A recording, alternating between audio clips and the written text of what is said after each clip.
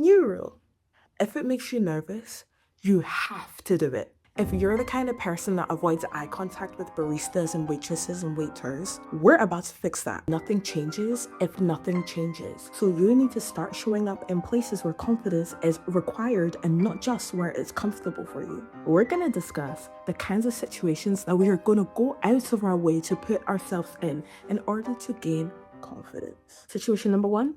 Uncomfortable situations. Any situation that triggers that feeling of discomfort inside of our body when we know that it's not something that's going to harm us. Getting called to present in front of the class, performing, all of these kinds of stuff. Whenever that kind of opportunity comes up and we get that discomfort in our stomach, we're going for it. I love singing. In fact, when I was little, I wanted to be a singer. I wanted to be a performer. Me being on the stage by myself, that's a different issue.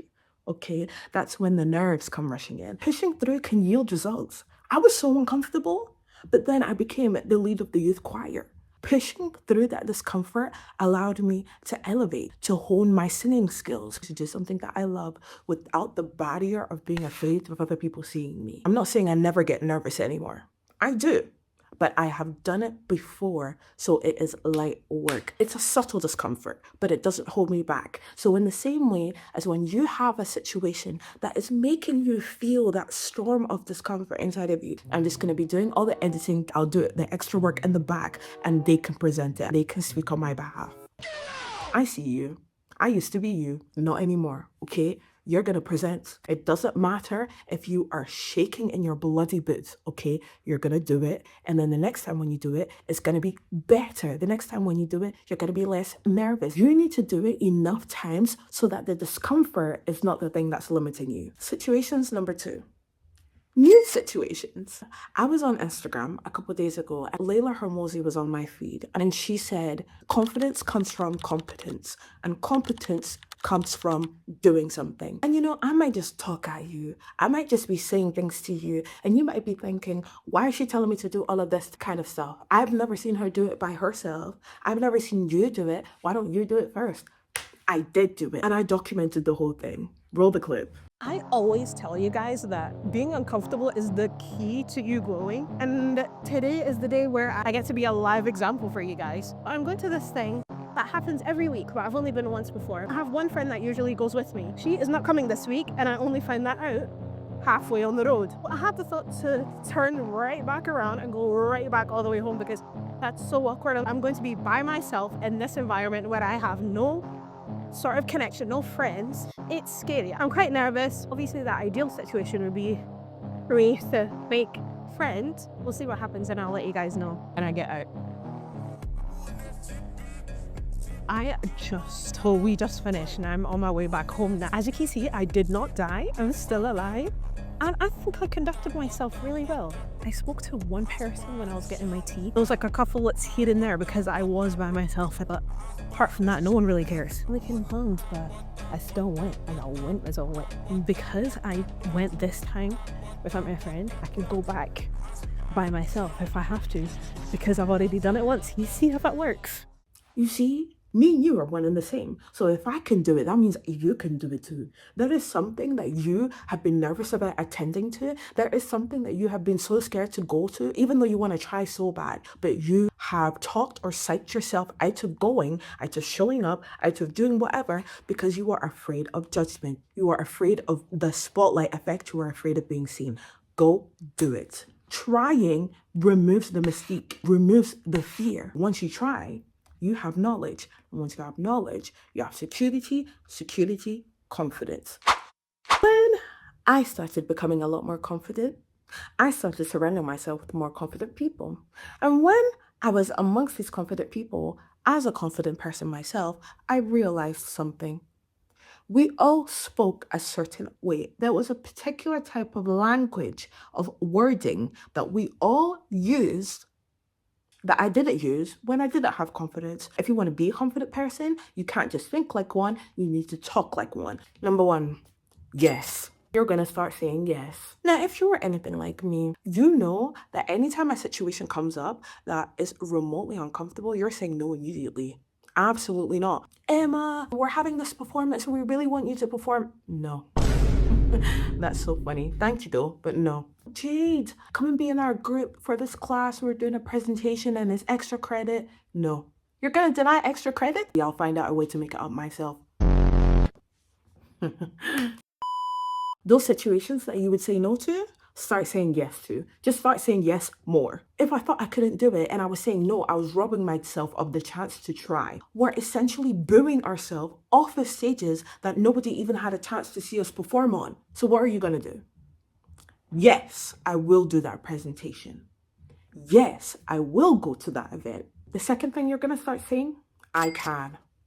This doesn't mean that you need to be like, I can do it, but it means that you need to at least be like, I can try. A lot of you aren't even trying. You are just saying, no, I won't be able to, without giving yourself the chance to grow, to develop, or to explore this new area where you can gain confidence at.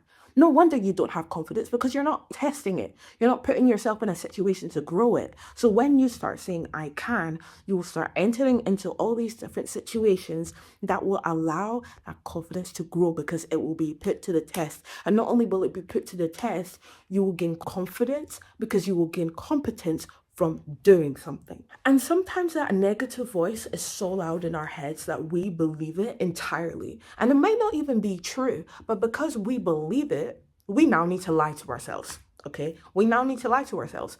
If we believe that we can't, lie to yourself and say, yes, I can. I can. I absolutely can. If I can't, then I'll learn how. If I can't, then I'll try until I do. Where is the passion? Where's the drive? That same passion that you have in saying no, that same passion that you have in saying that you cannot, in rejecting, put that same passion into trying. Put that same passion into developing that confidence that comes from competence, that comes from you doing something. Put yourself in those situations to allow it to grow. You can do it. The only person that is in the way is you. Words are so powerful. People learn to negotiate, but the negotiation is the art of language. It's the art of persuasion through words, right? So your words will either make you look like that girl, or they will make you look like you have absolutely no idea what you're doing. So there are certain things that you will not be saying in order to grow that confidence and in order not to stifle it. I want you to have this mindset. Think PR agent. I need to make sure that my celebrity, my influencer, looks like they know what they're doing. And so if they keep saying, I don't know, especially when they do know, they will not look like they know what they're doing. Cut out of your vocabulary, I don't know. This is not when somebody asks you a question and you genuinely don't know. You don't know, you're telling the truth. I'm talking about you saying I don't know when you're lacking confidence in your answer, when you're insecure about the reception of your answer. You do know. That's why you said it. So you're saying I don't know in order to make your response and yourself more palatable to the person that you're speaking to, so that there is less judgment. You do know.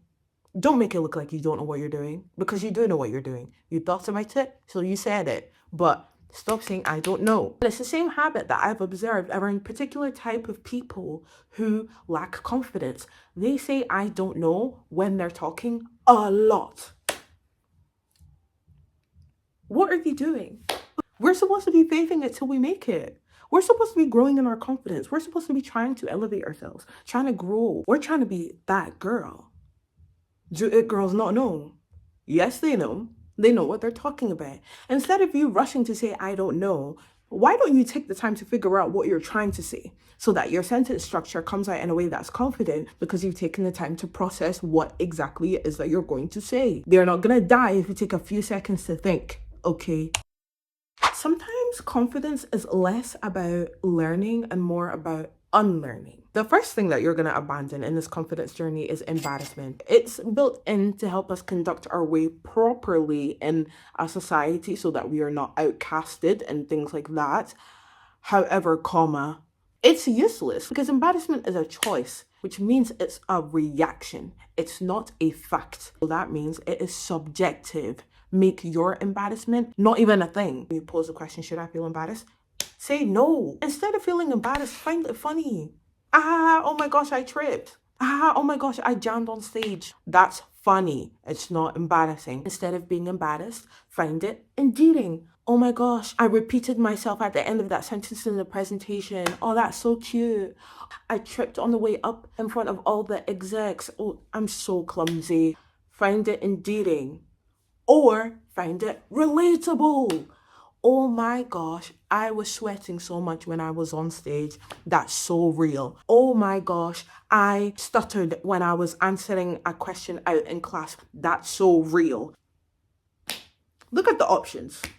All of these options, out of everything you could have chosen, you chose to feel embarrassment. You decide how you perceive a situation. You decide how you respond to a situation, and you can choose not to be embarrassed. The next thing that you're going to get rid of is shame.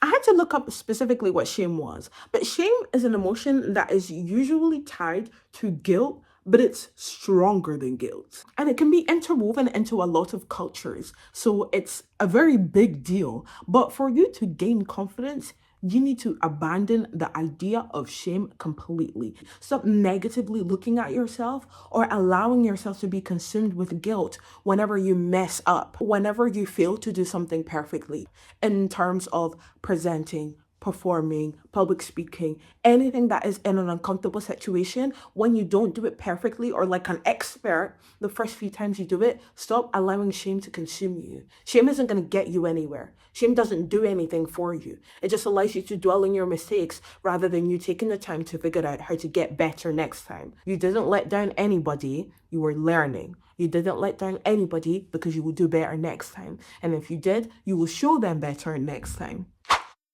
I say all this to say, if it makes you nervous, but it won't kill you, we're doing it. When are we doing it? This week. I'm going to give you a little challenge. One tiny challenge a week, unstoppable confidence in a month. Let's go. I know that there is something in your school, in your university, in your work that fills you with dread, fills you with discomfort. It's something that intrigues you because you have appeal to it. But because you feel like you either can't do it, you feel like you are not able to do it, or you can't say yes to it, you have shut that opportunity out of your life.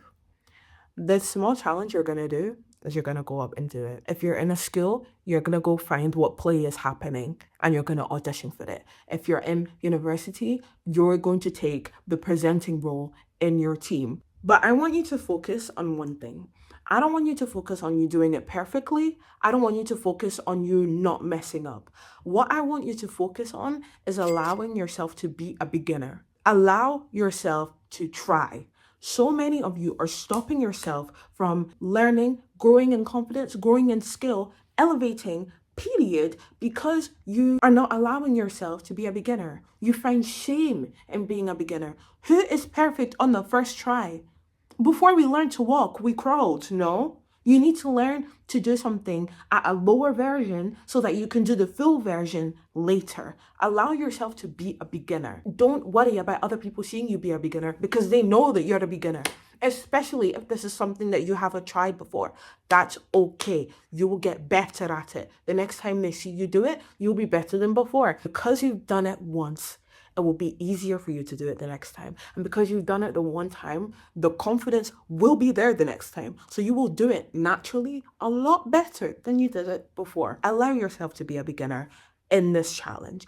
Go out, find what event, situation, opportunity there is for you to push yourself in that confidence, not discomfort, and do it this week. Do it this week and watch your confidence grow.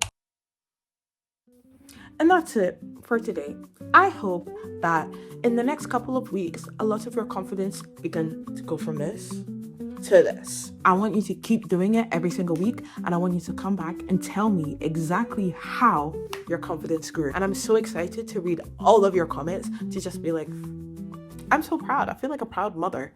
Make sure to leave a comment. I read all of my comments, and don't forget to like and subscribe. If you haven't liked and subscribed already, what are you doing? What are you doing?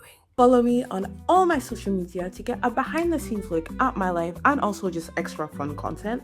And I'll see you guys next time. Bye.